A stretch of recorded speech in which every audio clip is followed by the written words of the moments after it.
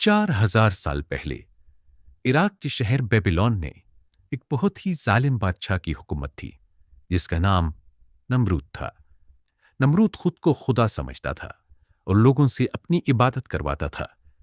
एक रात नमरूद ने ख्वाब देखा कि एक सितारा आसमान में बुलंद होता है जिसकी रोशनी से सूरज और चांद की रोशनी मध्यम पड़ जाती है। नमरूद इस ख्वाब से खौफजदा हो गया। उसने अपने दरबार में मौजूद जादूगरों से इस ख्वाब की ताबीर पूछी। जादूगरों ने जवाब में कहा, एक ऐसा बच्चा पैदा होने वाला है जो तेरी बादशाहत को खत्म कर देगा। यह सुनना था कि नमरूद ने फौरन ऑर्डर किया कि इस साल इस मुल्क में जितने लड़के पैदा हों उन्हें कत्ल कर दिया जाए। इस ऑर्डर के फौरन बाद नमरूद की आर्मी की तरफ से बच्चों का कत्लेआम शुरू हो गया। हर तरफ अफरा तफरी फैल गई। बेबीलोन के ही एक गांव में आजर नामी एक आदमी रहता था जो कि बुत बनाया करता था। उसके यहां भी एक बच्चे की पैदाइश होने वाली थी। उसने जब नमरूद का यह ऑर्डर सुना तो फौरन अपनी बीवी को लेकर पहाड़ों की तरफ भाग निकला। उसने नमरूद की फौज से दूर पहाड़ों में बसेरा इख्तियार कर लिया। कुछ अरसे बाद उनके यहां एक बहुत ही प्यारा बेटा पैदा हुआ जिसका नाम इब्राहिम रखा गया। यही वो बच्चा था जिसने नमरूद का मुकाबला करना था। यही वो बच्चा था जिसे अल्लाह रब्बुल इज्जत ने अपना नबी और दोस्त बना लेना था। वक्त गुजरता जा रहा था और इब्राहिम अलैहिस्सलाम बड़े हो रहे थे। वो अपने हमउम्र बच्चों से कहीं ज्यादा इंटेलिजेंट थे। वो बचपन में ही अपनी कौम के मजहब के बारे में ऐसे क्वेश्चंस उठाते थे कि लोग लाजवाब हो जाते थे। एक दिन हजरत इब्राहिम अलैहिस्सलाम ने अपने वालिद आजर से कहा, अब्बा जान, आप क्यों इन पत्थर के बुतों की इबादत करते हैं? क्या ये बुत आपको फायदा दे सकते हैं या नुकसान पहुंचा सकते हैं? लेकिन आजर ने अपने बेटे की बातों को इग्नोर कर दिया और कहा कि यही हमारे बड़ों का तरीका है और हमें इसी तरीके पर चलना चाहिए। उन्होंने अपनी कौम को भी इन बुतों की रियलिटी बताना चाहिए मगर किसी ने तवज्जो न दी। फिर उनके माइंड में एक बहुत ही इंटरेस्टिंग प्लान आया, लेकिन यह प्लान निहायत खतरनाक था। इसकी वजह से बहुत जल्द इनका नमरूद से सामना होने वाला था। अब वो ईद का इंतजार करने लगे। जब ईद आई तो पूरी कौम शहर से बाहर मेले में चली गई। पीछे शहर सुनसान हो चुका था। हजरत इब्राहिम अलैहिस्सलाम एक कुल्हाड़ा लेकर बुतखाने में दाखिल हो गए। उनमें से अक्सर उनके बाप आजर के हाथों से तराशे हुए थे। हजरत इब्राहिम अलैहिस्सलाम ने तमाम बुतों को तोड़ डाला और आखिर में कुल्हाड़े को बड़े बुत के कांधे पर लटकाकर अपने घर आ गए। शाम को जब कौम मेले से वापस आई तो बुतखाने में तबाही का मंजर उनका मुंतजिर था। कुरान करीम में इस हवाले से फरमाया गया है, जिसका तर्जुमा है, कहने लगे, हमारे माबूदों के साथ ये सुलूक किसने किया? बेशक वो तो जालिमों में से है। लोगों ने कहा कि हमने एक नौजवान को उनका जिक्र करते हुए सुना है, उसका नाम इब्राहिम है। वो बोले कि उसे लोगों के सामने लाओ ताकि वो गवाह रहें। जब इब्राहिम अलैहिस्सलाम आए तो इन्होंने कहा कि क्या हमारे माबूदों के साथ ये काम तुमने किया है? इब्राहिम अलैहिस्सलाम ने कहा, ये काम उस बड़े बुत ने किया होगा।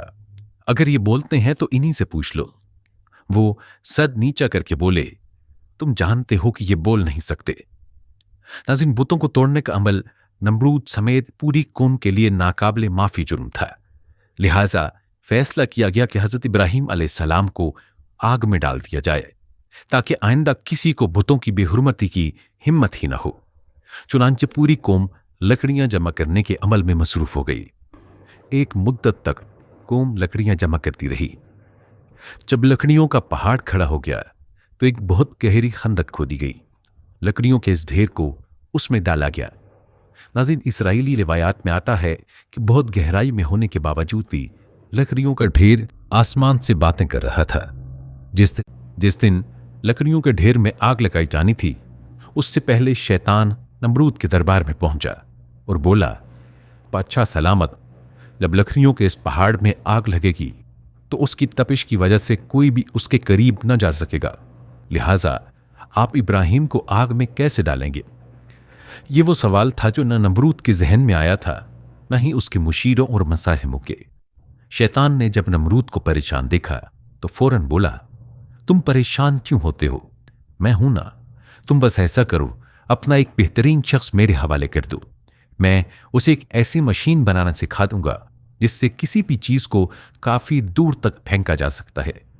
चुनांचे कौम में से एक बेहतरीन कारीगर को तलाश करके शैतान के हवाले कर दिया गया। नाज़रीन, अल्लामा इब्न कसीर रहिमहुल्लाह फरमाते हैं, जो मशीन बनाई गई उसे मंजनीक का नाम दिया गया। सनबारी की यह दस्ती मशीन एक मकाम पर खड़ी कर दी गई। नाज़रीन, तारीखी रिवायात में है कि शहर के लोग कई माह तक मैदान में लकड़ियां जमा करते रहे। लकड़ियां जमा करने के बाद 7 दिन तक पूरी कौम उसमें आग लगाकर उसे भड़काती रही, यहां तक कि उसकी शोले फिजा में आसमान तक इस कदर बुलंद हो गए कि अगर कोई परिंदा उस पर से गुजरे तो जल जाए। आग अपने गैज़ो गज़ब के साथ भड़क रही थी।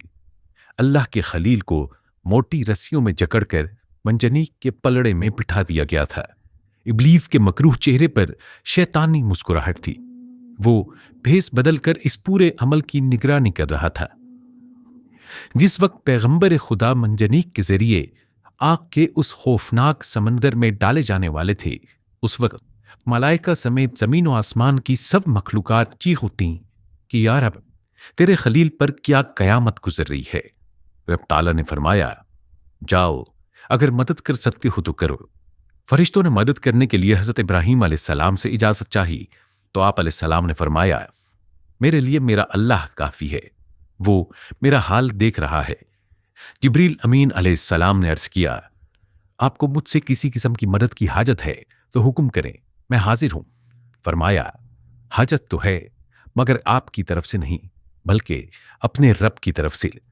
नाज़रीन, इमाम बुखारी ने हजरत इब्न अब्बास रज़ियल्लाहु ताला अन्हु से रिवायत की है कि जब हजरत इब्राहीम अलैहिस्सलाम को आग में फेंका गया तो उन्होंने कहा, हस्बुनल्लाहु व निअमल वकील। इसका तर्जुमा है, हमें अल्लाह ही काफी है और वो बेहतरीन कारसाज है। हजरत अबू हुरैरा रज़ियल्लाहु ताला अन्हु से मरवी है कि नबी अकरम सल्लल्लाहु अलैहि वसल्लम ने फरमाया, जब हजरत इब्राहीम अलैहिस्सलाम को आग में डाला गया तो उन्होंने कहा, ऐ मेरे अल्लाह, तू आसमान में तन्हा है और जमीन में तेरी इबादत करने वाला तन्हा है। नाज़रीन, जो ही हजरत इब्राहीम अलैहिस्सलाम को आग में फेंका गया, अल्लाह रब्बुल इज्जत फरमाते हैं, और हमने हुक्म दिया, ए आग ठंडी पड़ जा और इब्राहीम के लिए सलाम की वाली बन जा। और फिर अल्लाह रब्बुल इज्जत के हुक्म से इंतहाई नाकाबिल यकीन मौजज़ा रूनमा हुआ और इब्राहीम अलैहिस्सलाम को उस आग ने बाल बराबर भी नुकसान नहीं पहुंचाया। नाज़रीन, रिवायात में आता है कि हजरत इब्राहीम अलैहिस्सलाम उस आग में 40 या 50 दिन ठहरे। नाज़रीन, आग में डाले जाने के बाद हजरत इब्राहीम अलैहिस्सलाम ने बाबिल से हिजरत का इरादा फरमाया और फिर एक दिन अपने अहले खाना के साथ हरान नामी इलाके में हिजरत कर गए। हजरत इब्राहीम अलैहिस्सलाम ने बाबिल ही में अपने चचा की बेटी हजरत सारा से शादी कर ली थी। फिर अल्लाह ताला ने आपको बैतुल मुकद्दस जाने का हुक्म फरमाया। उस वक्त आपकी उम्र मुबारक 75 साल थी। बैतुल मुकद्दस में कुछ अरसा क़याम के बाद आप मिस्र हिजरत कर गए। नाज़रीन, रिवायात में आता है कि हजरत इब्राहीम अलैहिस्सलाम जिस वक्त मिस्र पहुंचे तो वहां फिरौनों की हुकूमत थी और उस वक्त वहां का बादशाह निहायत अय्याश, जालिम और जाबिर था। किसी ने बादशाह को बताया कि हमारे शहर में एक परदेसी आया है जिसके साथ एक हसीनो जमील औरत भी है। फिरौन ने यह सुनकर फौरी तौर पर हजरत इब्राहीम अलैहिस्सलाम को दरबार में तलब किया और हजरत सारा के बारे में सवालों जवाब है तो उनसे मेरा सलाम कह दीजिएगा, और अगर आप मेरी कमीज वालदा के पास ले जाना चाहें तो ले जाएं, शायद इससे उन्हें कुछ तसल्ली हो जाए। नाज़रीन, अकलौते बेटे की जबान से ये अल्फाज सुनकर एक बाप के दिल पर क्या गुजर सकती है, लेकिन हजरत इब्राहीम अलैहिस्सलाम इस्तिकामत के पहाड़ बनकर जवाब ये देते हैं, ये बेटे, तुम अल्लाह का हुक्म पूरा करने के लिए मेरे कितने अच्छे मददगार हो। ये कहकर उन्होंने बेटे को बोसा दिया, फिर पुरनम आंखों से उसे बांधा। अल्लाह रब्बुल इज्जत का इरशाद है, वो अजीब मंजर था जब दोनों ने हुक्म मान लिया और बाप ने बेटे को पेशानी के बल लिटा दिया। नाज़रीन, रिवायात में आता है कि शुरू में हजरत इब्राहीम अलैहिस्सलाम ने उन्हें सीधा लिटाया था, लेकिन जब छुरी चलाने लगे तो बार बार चलाने के बावजूद अल्लाह की कुदरत से गला नहीं कटता था।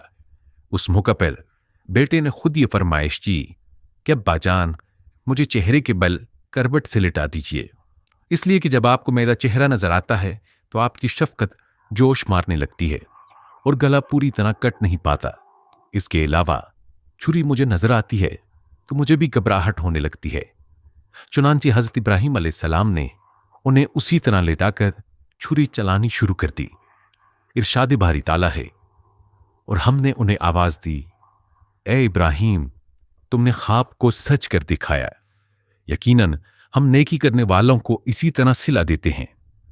हकीकत में यह था भी बड़ा इम्तिहान, और हमने एक अजीम ज़बीहा का फिदिया देकर उस बच्चे को बचा लिया।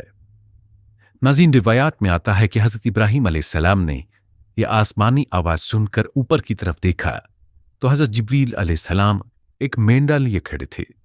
बाज़ रिवायात से मालूम होता है कि वही मेंढा था जिसकी कुर्बानी हज़रत आदम अलैहिस्सलाम के साहिबजादे हज़रत हाबील ने पेश की थी। बहरहाल ये जन्नती मेंढा हज़रत इब्राहिम अलैहिस्सलाम को अता हुआ और उन्होंने अल्लाह के हुक्म से अपने बेटे के बजाय उसको कुर्बान कर दिया। मज़ीन इसीलिए हर साल करोड़ों मुसलमान इब्राहिम अलैहिस्सलाम की इस सुन्नत को जिंदा करते हुए अल्लाह रब्बुल इज़्ज़त के हुजूर जानवरों की कुर्बानी पेश करते हैं। नाज़रीन, एक अरसे के बाद हज़रत इब्राहिम अलैहिस्सलाम को अल्लाह रब्बुल इज़्ज़त का हुक्म मिला कि वो मक्का जाएं।